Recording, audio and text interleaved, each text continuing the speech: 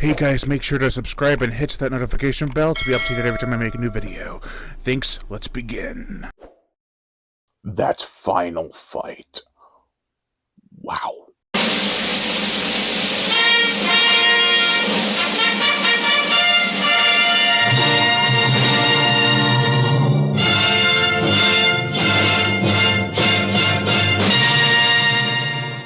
Bum, bum, bum, bum. The boxer from Shantung.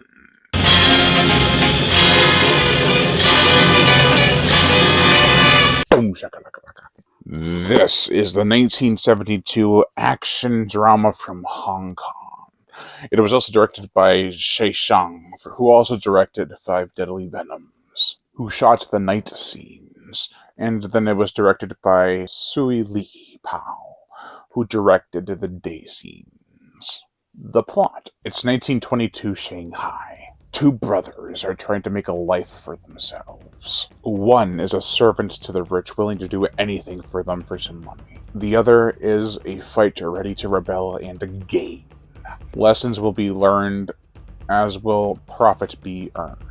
Who of the gains in this territory will come out on top? This film has a richness to it that doesn't just apply to the wealthy characters. There's a level of respect given to it that doesn't just contribute to the main characters' desires.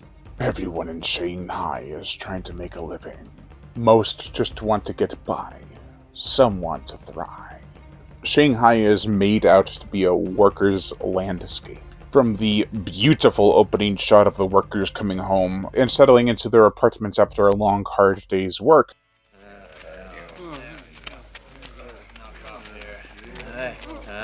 to the hustling and bustling streets, where the working class perform their duties and eat a minuscule lunch, pretty much of just noodles. Shanghai is a place where jobs need to get done, and those who want to earn money will do whatever it takes to please those in charge. Businessmen had to do something right to get into their position of power, whether being born into it or just being able to fight.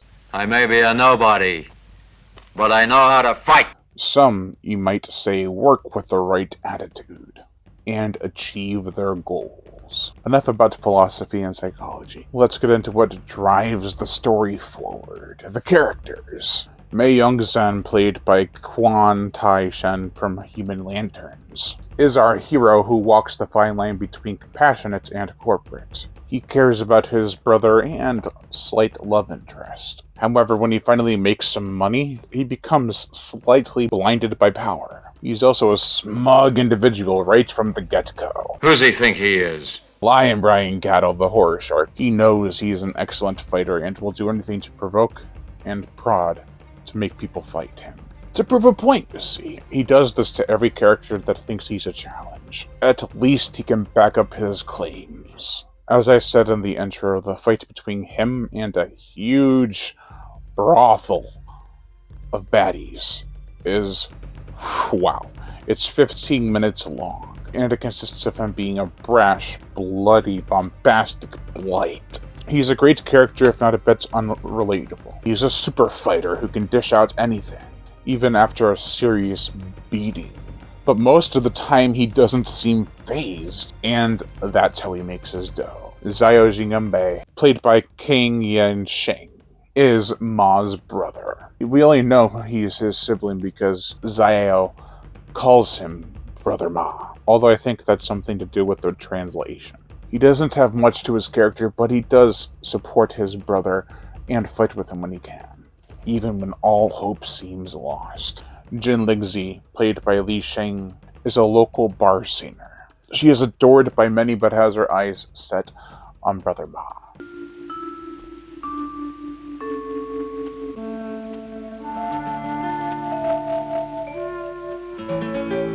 She does become heartbroken when he earns a ton of money, which is kind of ridiculous. He doesn't display the same greedy nature as the other rich men in Shanghai and is willing to spend it on everyone with a carefree nature. He wants to be remembered as a good rich man, but she can't see past the greed or lack thereof. I find her defensiveness to be a weak excuse for unneeded drama in the film. It never amounts to anything anyway. Boss Tansai, played by David Dawei Sheng, who was in The Legend of Enveloped Demons from 2022, is one of the leaders of wealth in Shanghai. He has Ma's respect and is an excellent fighter. He doesn't just have wealth, but he has enough skill to fight to keep what is his for as long as he can. He isn't in the movie as much as I would have expected him to be, but his presence is felt behind his satisfied smile.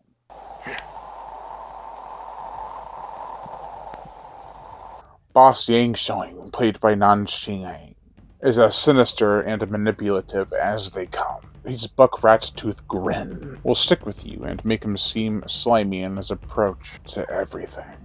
He wants to rule all of Shanghai and will take out anyone who tries to stop him or get in his way. There are a bunch of other fighters, like street fighters or champions, but none of them stick out as much as they did as in the Five Fingers of Death. And here, they're all kind of generic and interchangeable. I do enjoy most of the characters, but as per usual, there are a ton of them.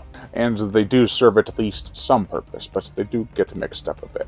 I do wish we had a more colorful cast of characters, but everyone is pretty stock here. This film is definitely a well-made, well-shot motion picture. From the morning streets of Shanghai to the blood-soaked 15-minute climax, it's got style to it. The gore, the effects, we get hackings, stabbings, and bloody brawls. It's definitely gorier than Five Fingers of Death. Like I already mentioned and will continue to mention, the last 15 minutes are insane.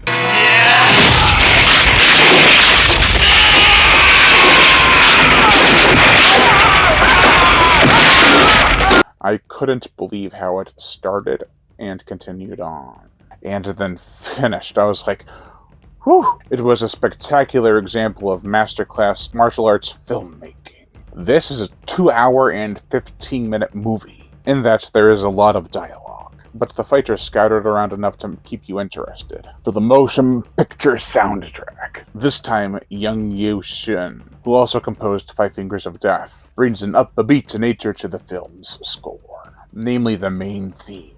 However, his soundtrack here is not as important to the scenes as they were in Five Fingers of Death. They usually accompany the end of a scene, to pair with the crossfade transitions. In fact, there's a distinct lack of soundtrack during the fight scenes, which makes them a lot more hard-hitting. There are other nice little themes, but the music isn't the focus. Overall, this movie is awesome. There are some slow parts, and the characters, for the most part, are pretty stock, save for the main players. Still, this film is well executed. Plot, characters, and especially execution are key in martial arts films. I was never bored while watching this movie. I would definitely recommend this film. If you wanted more bloodshed out of Five Fingers of Death, then this movie should quench your juicy thirst. That's 2 for 2 with the Shawscope Brothers Volume 1 box set. Both hits. I can't wait to dig into more of these movies. What's the next one going to be? 5 Shaolin Masters and Shaolin Temples after that. So for now, let's wrap this one up. Overall, I give The Boxer from Shantung a 3 out of 5. Thank you all for watching, and I am Brian Cattle, the Horror Shark, and I am just giving the usual shoutouts to my Patreon supporters. If you would like to support me on Patreon or join the channel as a member, the link to my Patreon is in the description below. If you want to join the channel as a member, hit the join button under the video. Both have similar perks. You'll get early access to videos, shoutouts, as well as even some collaborations depending on how much you give a month. Join us! Also hit that notification bell to be notified every time I make a new video, and as always, subscribe. Hwah!